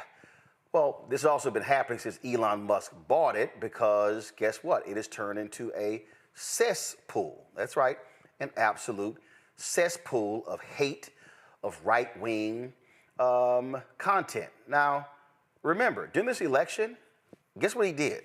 Elon Musk literally was force-feeding right-wing content into all of our timelines. He absolutely changed the algorithm to help Donald Trump and Republicans. One of the apps that's benefiting from that is Blue Sky. Somebody posted this earlier today. They said 90 days ago, Blue Sky had 6.18 million users. 30 days ago, Blue Sky had 10.85 million users. Tomorrow, Blue Sky will have 15 million users. This is absolutely wild. Thanks for believing in us, y'all. And then Isaac Hayes III, the founder of Fanbase, tweeted this. He posted, he said, look how fast the white community stood on business and it's leaving X for Blue Sky. And he shows here where Blue Sky is the #1 app. TikTok actually is not even the top 25. And his app Fanbase is number 79. He joins us right now. So Isaac, first and foremost, again, people are leaving because they're saying, I don't want to support Elon Musk because he is telling Donald Trump what to do. That's actually happening in real time. Yeah, I mean, I think we're looking at a revolution and a change and shift in all social media platforms. You got to understand that China owns TikTok, Mark Zuckerberg owns Instagram and Facebook, Trump owns Truth Social, Elon owns X. And so right now, there's about to be a dawn of a new era of social media platforms because these platforms have been taken over primarily by right-wing or communist ideologies that are going to try to manipulate and control Americans. So that's one of the reasons, like I said, why I founded Fanbase. I saw that we were number 79 or something on the app. So right now we're currently number 52.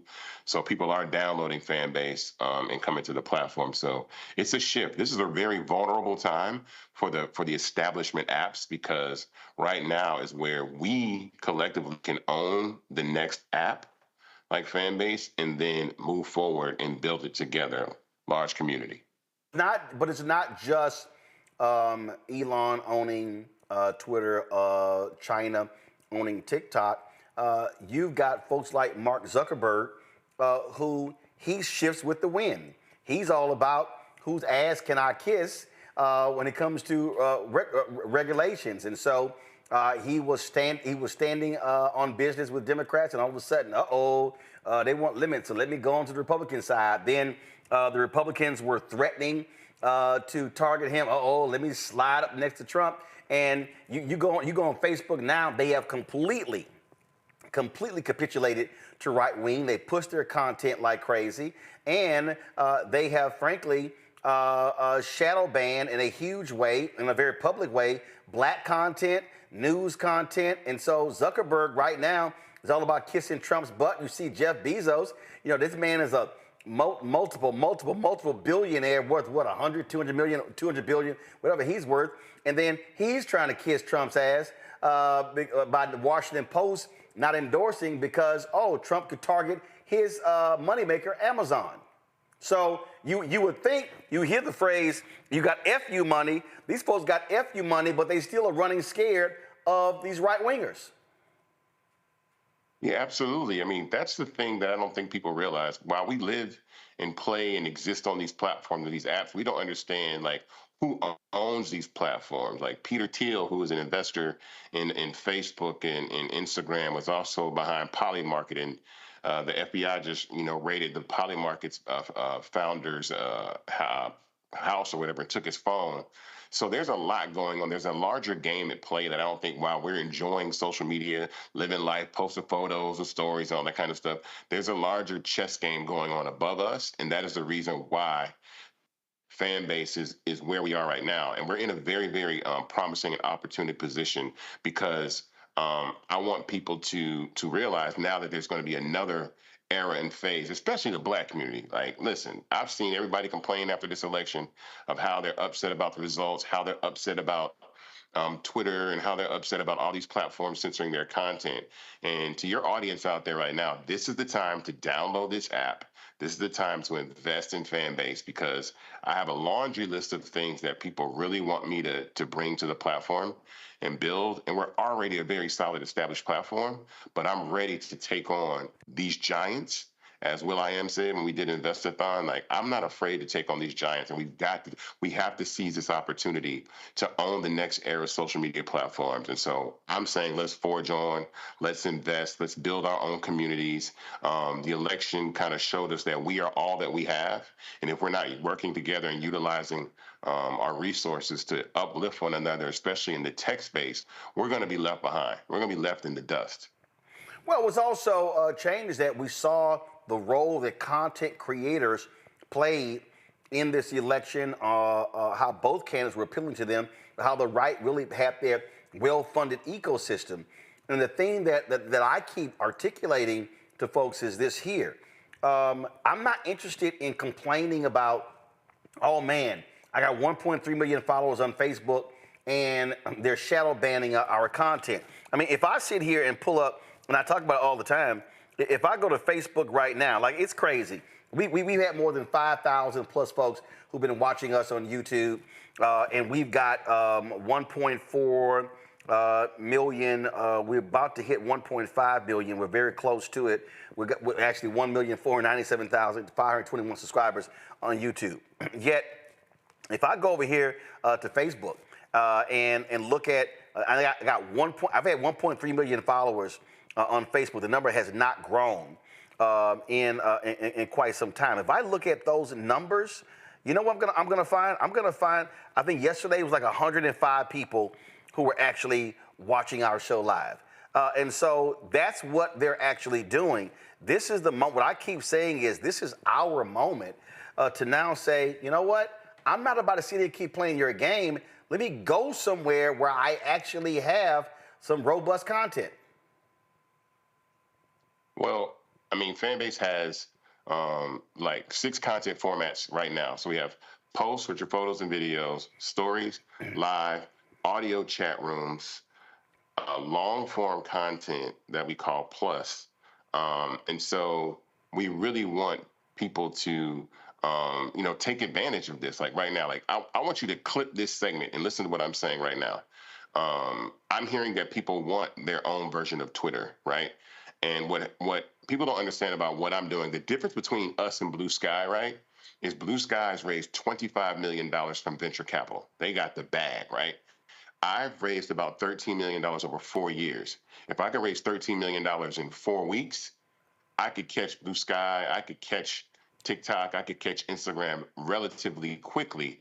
And that's why I do programs like these to talk about the importance of that. And secondly, you're actually owning the platform now. You're not just, you use Instagram, you use TikTok, but you don't own it. You use X, you're going to use Blue Sky, but do you sit on the cap table of this company and allow yourself to be able to be a shareholder and then advance it? So I tell everybody, the minimum to invest in Fanbase is $399. We're moving up on the holiday season. The stock market shot up. We know how much money we raised for Kamala. The money is there. I ask everybody that is watching this to go to StartEngine.com right now, /Fanbase, and invest the minimum of $399. Again, I say this all the time. If I can get 10,000 people, more than 1 million people watch your program all the time, Roland. Like every day I see the videos on YouTube, be 1 million views, 500,000 views. If we could have 10,000 people invest $399 in the next few days, I'll have $4 million that I can really scale this. I can build Twitter-like functionality. We're already working on RTMP streaming for gamers. I mean, there's so much there already, but we have to capitalize on this moment. If we don't, we're going to regret it. We're just going to join somebody else's app that we don't own, get suppressed. Whenever something happens in our community that we need to talk about, we're not going to have our voices be able to be heard. We're going to get locked out of the conversation, and we're going to get locked out of the economic conversation. My phone's been ringing all day from a lot of different people that are investing. Ebro is bringing Ebro in the morning over to Fanbase. I've talked with so many people in the last few hours just today. I want to drive Fanbase up. Imagine this: Fanbase is number 1 or number 2 in social media on the Apple App Store. That gives the visibility that these other VCs have to look at and respect and say, okay, look, we already have over 1 million downloads, and we're less than 100,000 away from actually having 1 million active accounts on Fanbase. And so I want people to become part of this community. I want people to invest in this app. I want people to own this and literally own our culture. Like, these platforms don't work without us, right? They don't. You see what Kai Cenat did the other day. He broke the streaming record on Twitch. They banned him in the middle of it, and then they put some sort of insensitive tweet up after he broke the record. And it's like, enough is enough. If we do not seize this moment right now, and I know your community is a very engaged and connected community, and they are transactional, and I want people to invest. I'm telling you right now, we have over 15,000 investors, but this is my call to everybody out there that sees this and understands 10,000 people, $399. I have $4 million, and I'm telling you, I'm off to the races. Well, it's all things so fast and so quickly. I can double my development team. There's so many things that I can do. So please, please, please tell your people, download Fanbase. So the point I was, we got to take this opportunity. The point I was saying, also is that in order to build that functionality, you got to have the resources. And so I do believe that the next piece for Fanbase is being have that Twitter-like functionality, Threads-like functionality, which is blue sky, because a lot of people just type versus posting videos and photos. But I mean, that resources matter. Rebecca, your question. You know, for many of us, we're on Fanbase, we have invested. How can we make sure that we're amplifying this message to help folks know, especially Black communities, to know that this is a safe online space? Because one thing that I've noticed from being on Twitter is that anytime I post anything, and if I mention anything about race, if I mention anything about being a Black woman, if I even repost that type of thing, there's a lot of trolling and there's a lot more aggressive vitriol that I'm getting on that platform. So what do we need to do for people to understand that Fanbase is a safe space for people to be able to interact digitally? Well, Elon got rid of it. His entire trust and safety team resigned shortly after, so they haven't had a trust and safety team over on Fanbase. We have community guidelines, we have terms of service, we have a privacy policy, we monitor what goes on the platform. We want to provide a space for people to have dialogue and disagree, whether that's through video or audio chat or live or whatever it is. But, at the same time, I want people to know that Fanbase is a safe space and a place for people to come and just join the community. So people are fine over there. But again, I understand that and hear that because people want to be able to express themselves, all people. And we're moving in this new era in this country where they're getting rid of anything, DEI, rights, all kinds of things. They're going to discard all of these things. And so there's going to have to be a place where people can convene, coalesce, can have conversation. Indeed. Folks, go to startengine.com/Fanbase to get more information. Go ahead and pull it up, y'all. Pull it up. Yeah, pull that up. Come on, guys. Control room. Y'all have got to, come on now. What are we doing? Y'all got to move a lot faster than that. You should have the page already up, folks. Let me go ahead and pull it. No. Pull up. I'm pull up my damn self. Okay. It don't make any sense why we didn't have that page ready. All right, here we go. So again, folks, if you go to startengine.com/Fanbase, startengine.com/Fanbase, this is it right here. You'll actually see, if you go there, you'll see all the information there, all the background information for you to invest in it. And again, it's about not only using the app, but also investing in it, having an ownership stake. Isaac Hayes III, I appreciate it. Thanks a lot. Thank you very much. Appreciate it. Thank you. All right, to all the panel, Rebecca, thanks a lot. Scott, thanks a bunch. Let me thank Avis as well for joining us. Appreciate y'all being on today's show. Folks, don't forget, look, we're out here doing the work, just what Isaac is doing, building Fanbase, what we're doing, building the Black Start Network. We have to have our own spaces. I'm telling y'all, if we waiting on somebody else, and asking them permission for us to have conversations, we're going to be screwed. I'm telling y'all right now. What we discuss here, you're not having the conversation on other platforms. You're not having other progressive hosts have the conversations that we have right here on this show. And so that's what you have to understand. And so support the work that we do. Join our Bring the Funk fan club, folks. We've had nearly 32,000 donors since we launched 6 years ago. That has been critical to our success. You should become a donor. If you're already given, give again if you can. We ask if you can give $50. If you give less, that's fine. If you give more, that's fine as well. If you want to use Cash App, use the app Stripe. This is the QR code right here to use Stripe to be able to give to our Bring the Funk fan club. And so just click, use the QR code. Click Cash App to continue. Also, you can see your check and money order, P.O. Box 57196, Washington, D.C., 20037-0196. PayPal is rmartinunfiltered, paypal.me/rmartinunfiltered. Of course, we also, you can also use Venmo. Venmo, of course, is RM Unfiltered. And then, of course, Zelle, Roland at RolandSMartin.com, Roland at RolandMartinUnfiltered.com. And so be sure to download the Black Star Network app, Apple phone, Android phone, Apple TV, Android TV, Roku, Amazon Fire TV, Xbox One, Samsung Smart TV. Be sure to get a copy of my book, White Fear, How the Browning of America is Making White Folks Lose Their Minds, available at bookstores nationwide. And so be sure to get that. Let's see here. What else I got to announce? Anything else I got to announce? Let's see here. I think that is it. Yo, y'all on YouTube, hurry up, hit the like button. We should be, man, y'all been on here commenting left and right. Let's hurry up and hit 2,500 likes. We need 200 to hit 2,500 likes on YouTube. Also, subscribe to our YouTube channel as well, folks.